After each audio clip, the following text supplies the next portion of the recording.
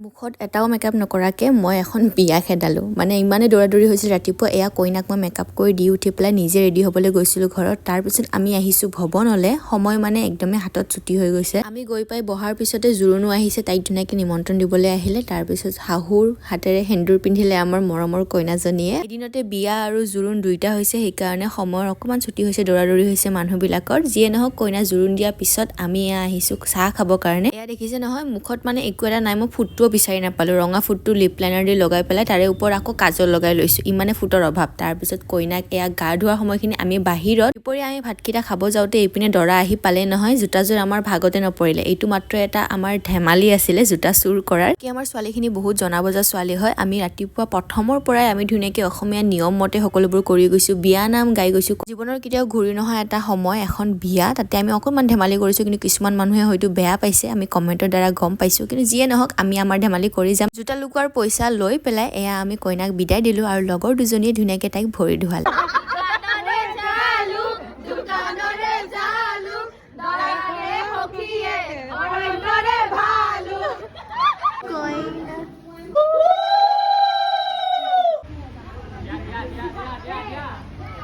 আমি ছজনী আছো 50 টকা 300 টকা নাই নহব